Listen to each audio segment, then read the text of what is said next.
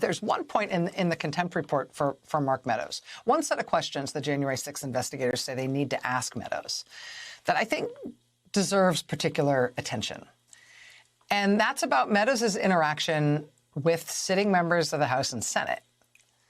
I mean, here's how those interactions are described in the contempt report. This is from the transcript of the deposition that Meadows didn't show up to. He didn't show up, but the rest of the committee showed up, and the lead counsel for the investigation laid out for the record all the questions they would have asked Mark Meadows had he bothered to appear.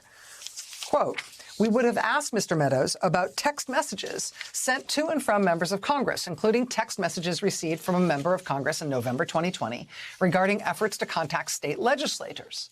Because, as Mr. Meadows indicates in his text messages, quote, POTUS, meaning the president, wants to chat with them," end quote.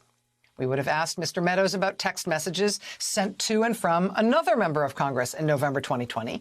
Okay, so what's happening right now on Capitol Hill is absolutely unprecedented. And I need you to understand the magnitude of this political earthquake that's shaking Washington to its very foundation. Congress is now demanding that President Trump resign from office after newly revealed files from Mark Meadows further expose Trump's direct role in election subversion and pressure campaigns designed to overturn the 2020 election results. We're not talking about a few Democrats making political noise for the cameras. We're talking about bipartisan outrage with high-profile lawmakers from both parties insisting that Trump can no longer serve as president, given what Meadows' evidence has revealed about his conduct and his direct involvement in schemes to subvert American democracy. But before we go any further, real quick, let's be honest, you can't really trust mainstream media anymore. That's why we built Pump Politics, to bring you real stories, real context, and no corporate spin. If you want to stay ahead of the headlines, join our free newsletter. We'll send the news straight to your inbox every day. Just click the link in the description to join. And if you just want to support what we're doing, join us. Be part of the community that actually cares about the truth. All right, let's get back to the video. The Trump DOJ dealt this huge loss in court today. This is a bigger and faster rebuke than expected. It's a setback to Donald Trump's wider plots to try to see if he can get away with something that is considered illegal and unlawful, the selective prosecution of his perceived opponents. Well, today he ran into a brick wall, a federal judge dismissing it outright. And let me walk you through right now each piece of it. We've been covering this today, but there are several components. One, the judge dismissing the charges against former FBI Director James Comey.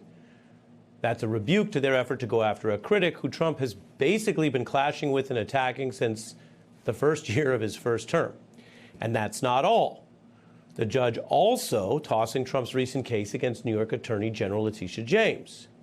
And that's because of the person you see on your screen. Both cases, the judge found today, have the same legally fatal flaw. Mark Meadows, Trump's former chief of staff who stood beside him through everything, testified under immunity and handed over a treasure trove of evidence that unmistakably documents Trump's orchestration of efforts to overturn the election. We're talking about texts showing real-time communications about pressure campaigns against state officials. We're talking about emails coordinating strategies to challenge results in key states. We're talking about White House meeting notes that capture Trump's direct approval of chaos and schemes to disrupt Congress on January 6th. This isn't speculation or inference from circumstantial evidence. This is documentary proof from Trump's own chief of staff showing exactly what Trump did, what Trump said, and what Trump ordered during the most serious attack on American democracy since the Civil War. Congressional leaders from both parties are responding to this evidence with demands for immediate action that go far beyond normal political criticism. Democrats are calling for Trump's immediate resignation, warning that if he doesn't step down voluntarily, they will pursue impeachment with the full expectation of conviction this time, given the overwhelming evidence now available. Some Republicans are joining these calls, breaking with their party's leader in ways that would have been unthinkable just months ago. Others are threatening invocation of the 25th Amendment, which allows the vice president and cabinet to remove a president who is unable to discharge the duties of office, arguing that Trump's documented conduct makes him unfit to continue serving, regardless of whether formal impeachment proceedings move forward. Can you believe this? Members of Congress from both parties are publicly demanding a sitting president resign based on evidence provided by his own former chief of staff, proving he orchestrated efforts to overturn an American election. This isn't political theater or partisan posturing. This is a genuine constitutional crisis where lawmakers are concluding that the evidence of presidential misconduct is so overwhelming and so serious that Trump simply cannot continue serving in the office he holds. Major newspapers and editorial boards have joined the chorus, declaring Trump's continued presidency an existential threat to democracy that cannot be tolerated, regardless of political considerations or partisan loyalties. Governors from multiple states have issued public statements echoing these concerns and calling for Trump's removal through whatever constitutional mechanism proves most effective and expedient. The breadth of this response reflects the gravity of what Meadows' files have revealed and the recognition across the political spectrum that this isn't a normal political dispute or policy disagreement. This is documented evidence of a president attempting to subvert the democratic process and remain in power despite losing an election, conduct that strikes at the very heart of constitutional government and peaceful transfer of power that has defined American democracy for over 2 centuries. The specific evidence Meadows provided is devastating in its detail and comprehensiveness. His files show not just spontaneous acts or heated rhetoric that got out of control, but detailed planning, sophisticated pressure strategies, and Trump's personal involvement in directing every aspect of the effort to overturn the election. Time-stamped calls prove when Trump was communicating with key players and what was being discussed. White House meeting notes captured Trump's direct approval of chaos tactics and his insistence on maximum pressure against officials who refused to go along with his schemes. Emails document the coordination between Trump's inner circle and outside allies who are executing various components of the overall strategy to keep Trump in power regardless of election results. Meadows' account showed Trump wanted maximum pressure on Congress and directed him, other staff members, and outside allies to target officials in key states to challenge and overturn election results through whatever means proved effective. This wasn't Trump passively receiving information and reacting to events as they unfolded. This was Trump actively orchestrating a comprehensive campaign to remain in power by subverting the democratic process, pressuring officials to violate their oaths, and creating chaos designed to prevent the peaceful transfer of power to his legitimately elected successor. So we're going to break down exactly what the Meadows files reveal, why members of both parties are demanding Trump's resignation, what mechanisms Congress might use to remove him if he refuses to step down, and what this constitutional crisis means for American democracy and the future of presidential accountability. All right, let's dig into the details of this congressional revolt, because understanding exactly what the Meadows files revealed and why lawmakers are responding so dramatically explains the magnitude of this constitutional crisis and why Trump's continued presidency is being challenged by members of both parties in ways we've never seen before. We need to start with the specific evidence Meadows provided and why it's so much more damaging than anything that's been publicly known about Trump's post-election conduct until now. The Meadows files include time-stamped communications that prove Trump's direct involvement in pressure campaigns against officials in key states throughout the post-election period. These aren't secondhand accounts or memories that might be disputed. They're contemporaneous records showing exactly when communications occurred and what was being discussed in real time as the schemes were being executed. The timestamps matter legally because they establish the timeline of the conspiracy and prove that actions were coordinated rather than spontaneous or reactive to events as they unfolded. The White House meeting notes Meadows provided are particularly devastating because they captured Trump's actual words and directives in settings where he believed he was speaking privately to trusted advisors. These notes show Trump directly approving chaos tactics designed to disrupt Congress on January 6th and prevent certification of the election results. They show Trump insisting on maximum pressure against officials who refused to go along with his schemes, making clear that he expected his subordinates to do whatever was necessary to keep him in power, regardless of legal constraints or ethical considerations. The emails documenting coordination between Trump's inner circle and outside allies reveal the full scope of the conspiracy and how many people were involved in executing different components of the overall strategy. This wasn't Trump acting alone or making decisions without consulting others. This was a sophisticated operation involving multiple players, executing coordinated strategies across multiple states and multiple institutions simultaneously. The emails show who was responsible for which components, how information was being shared, and how Trump himself was staying informed and directing the overall effort.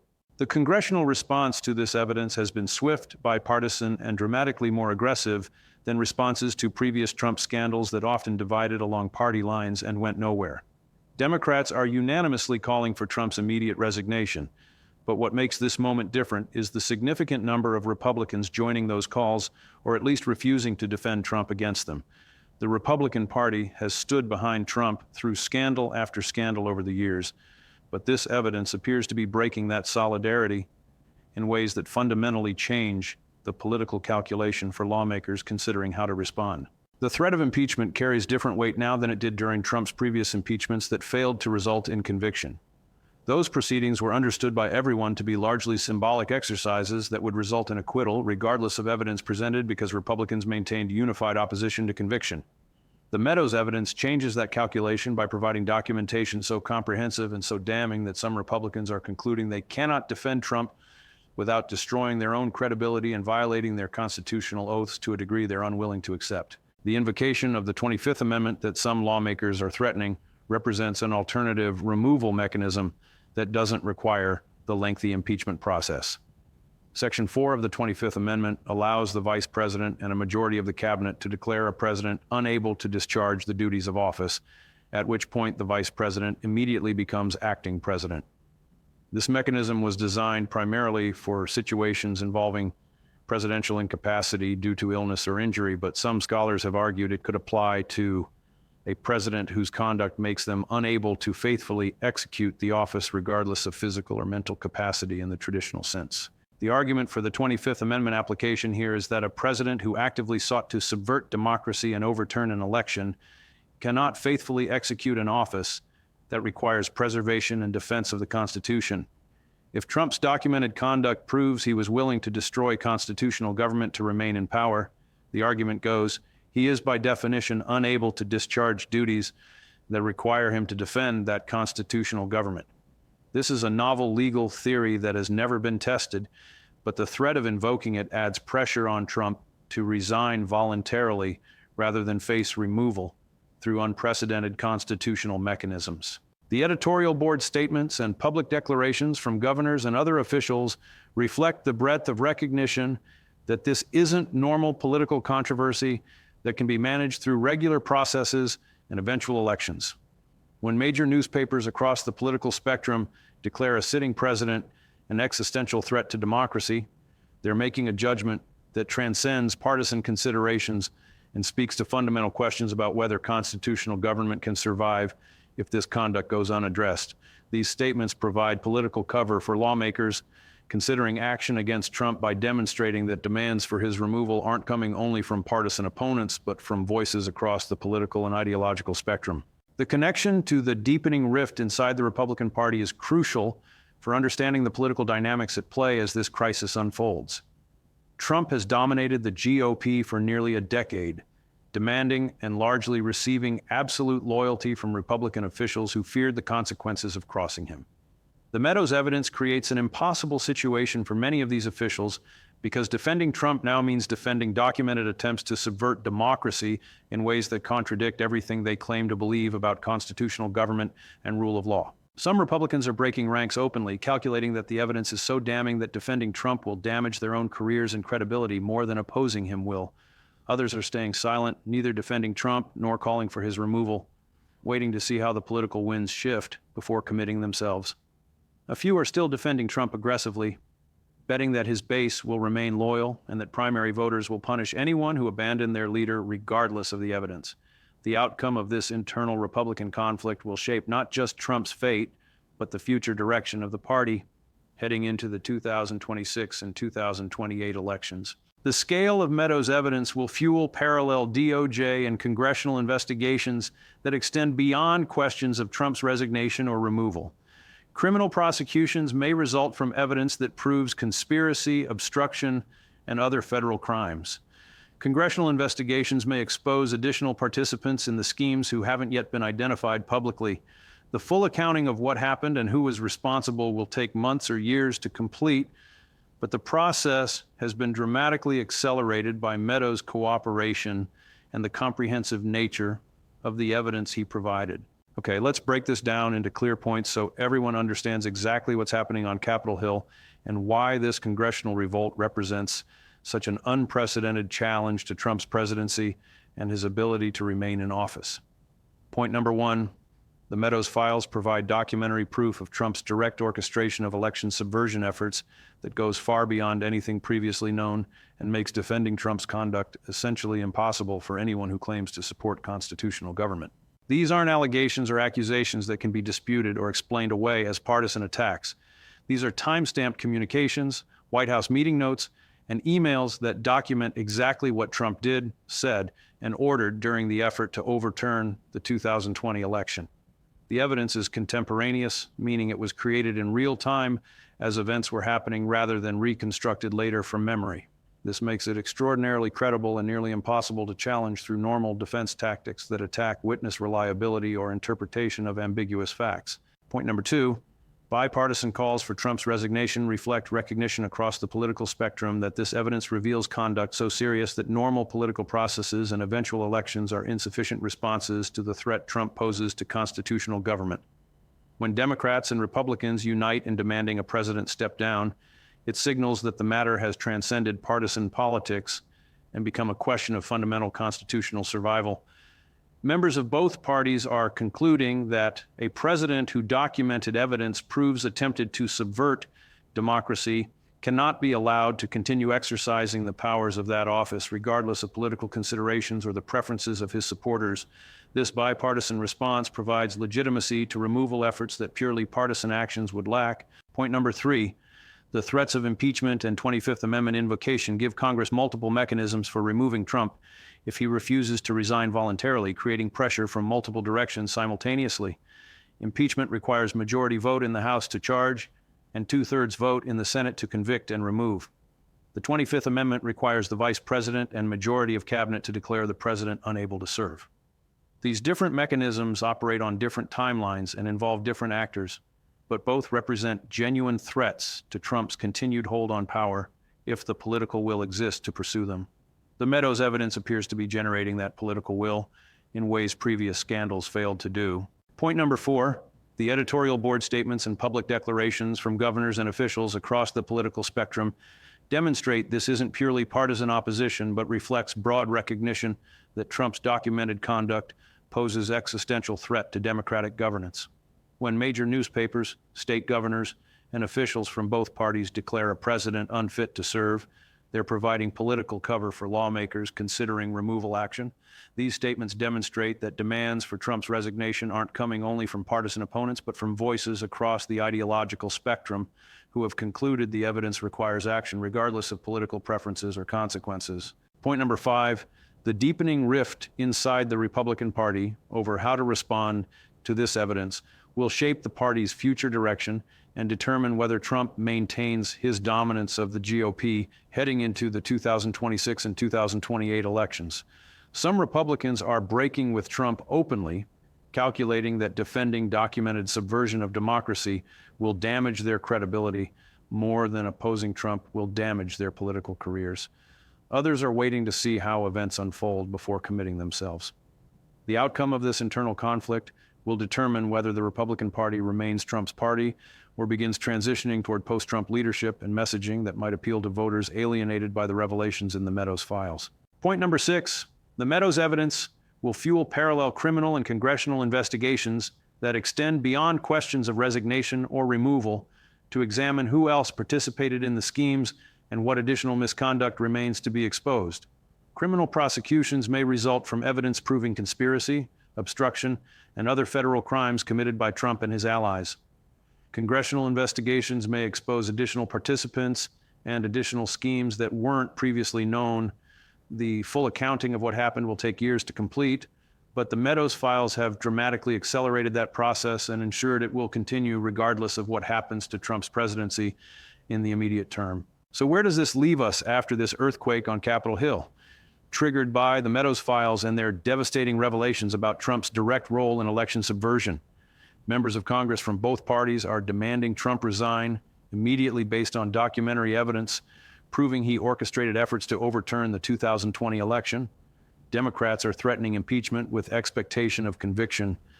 This time, given the overwhelming evidence now available, Some are threatening 25th Amendment invocation as an alternative removal mechanism. Republicans are breaking with their party's leader in unprecedented numbers as the evidence makes defending Trump's conduct politically and morally impossible for anyone claiming to support constitutional government.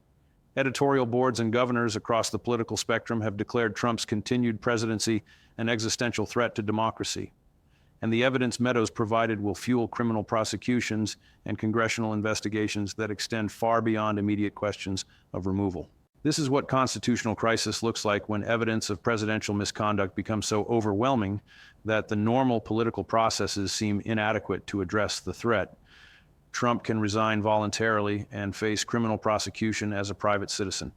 He can refuse to resign and face impeachment or 25th Amendment proceedings that may remove him involuntarily.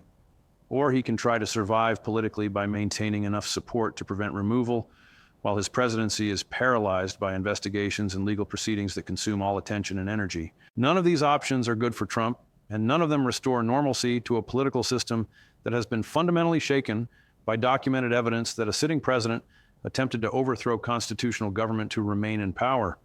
The Meadows files have changed everything by providing the proof lawmakers and the public needed to understand the full scope of what Trump did and to demand accountability that matches the severity of his conduct.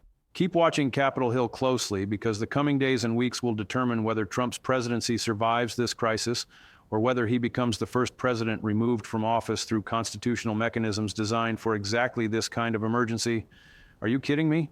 Bipartisan calls for a president's resignation based on evidence from his own chief of staff, proving election subversion, is one of the most extraordinary moments in American political history.